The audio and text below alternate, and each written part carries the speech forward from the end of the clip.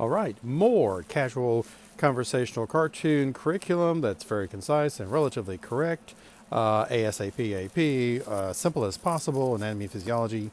Chapter 22, first take on the thing.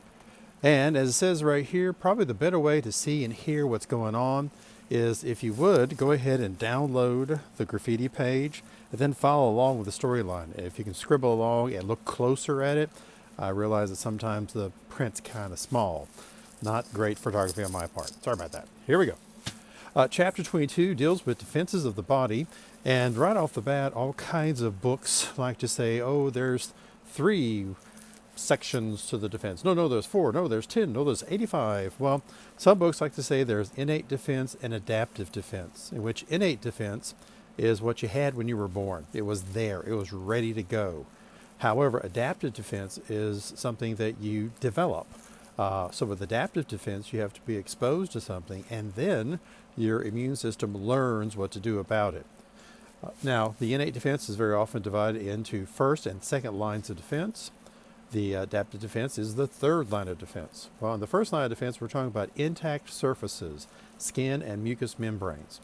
So the skin and the mucous membranes represent the outer walls of the body, even if we're talking about the digestive system or the respiratory system. Those inner linings do represent outer walls because they face the outside environment. So the intact skin and those mucous membranes represent, again, the outer walls, the first line of defense.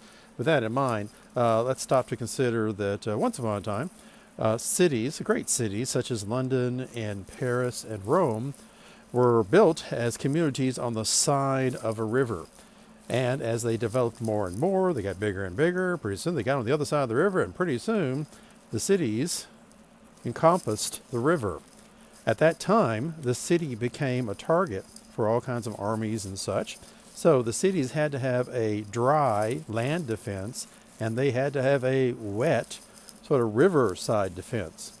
By analogy, this would be the skin up here on the outside of your body, and this right here would represent the mucous membranes, because both the skin and the mucous membranes are in contact with the outside environment. Even if we threw in the upper respiratory tract and the lower respiratory tract, they're still connected to the outside environment. Also, we throw in the urinary system and the reproductive system as connecting to an outside environment. So your first line of defense is your intact skin and mucous membranes. Any tear, any ulceration of these things, you've lost your defense. You've got a hole in the wall. Second line of defense here is internal. By analogy, if somebody got through the castle wall, now they're fighting in the streets. Well, this is the fighting in the streets. And it includes cells such as phagocytes and natural killer cells. It includes chemicals such as complement proteins and interferon. And it includes processes such as fever and inflammation. And we'll say a lot more about those things in a moment. We'll get to it. Third line of defense. Third line of defense is generally divided into 2 parts. Cellular immunity, which is sometimes called cell-mediated immunity, and then humoral immunity, which is fluid or antibody immunity. The cellular immunity is dominated by T cells, the humoral immunity by B cells. APCs down here represents antigen-presenting cells. They're not actually T or B cells, usually. They are, however, helpful. So sometimes they're not considered to be part of the third line of defense, although they're helpful in allowing these things to do their job. Right here, we also like to point out that the immune system is considered to be a functional system. That is, it's not just found in one spot, it's scattered all over your body, but it works together as a functional system. Next thing right here, let's look at the idea of pathogen. A pathogen, by general definition, is something that causes a disease. Now, once upon a time, they used to use the word germ to refer to this, because the word germ refers to creating something, like germination of a seed or a germ of an idea. But that was a little bit misleading, so pathogen is being used because it's more direct and to the point. With that in mind, let's talk about some things such as the nature of infection versus infestation. It's a subtle little point, but it's kind of interesting talking about. Infestation generally refers to something that's in or on your system that's macroscopic, whereas infection generally refers to something that's microscopic.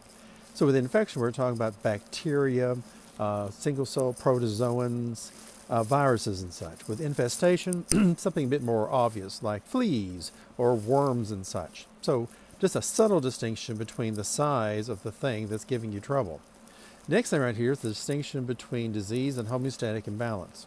Really, there's no real distinction except in homeostatic imbalance, homeostasis means that your chemistry is balanced, your physical characteristics are balanced as far as temperature and respiratory rate and blood flow and things like that.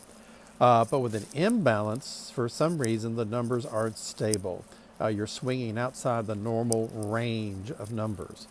Well, this is what we would commonly call disease. And disease is a great little word because it's got dis and ease. Ease meaning comfort and dis meaning you're not comfortable. So whether something's a pathogen or not has a lot to do with your attitude. If something is in or on you and it doesn't disturb you, we generally don't call it a pathogen. So there are billions and billions of bacteria that live in your gut, on your skin, that aren't bothering you. In fact, they're doing a lot of good for you. And those that don't bother you in those positions are not pathogens. However, take one of those bacteria out of their normal position and they could become a pathogen.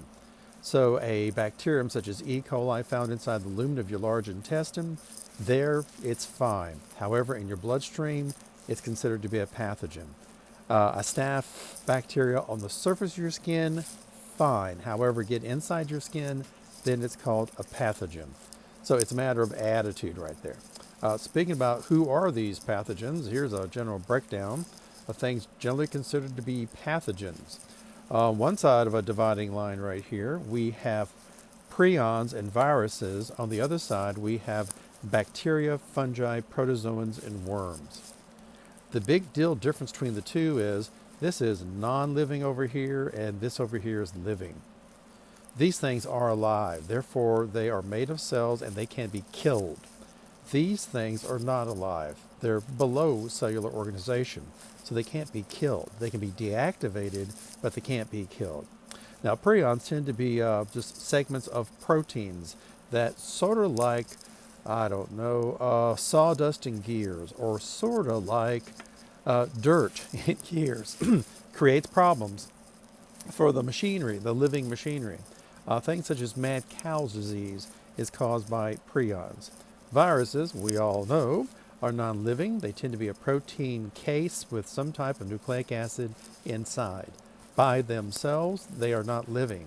But if they can get inside the right kind of cell, they can in essence take over the cell and turns the cell's machinery into virus machinery.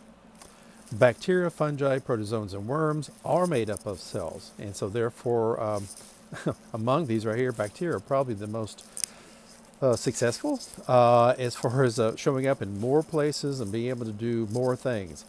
They reproduce by mitosis very easily, and one bacterium can become billions of bacteria in a very short period of time because of their simplicity. Okay, so we got pathogens down. Next thing right here is the first line of defense.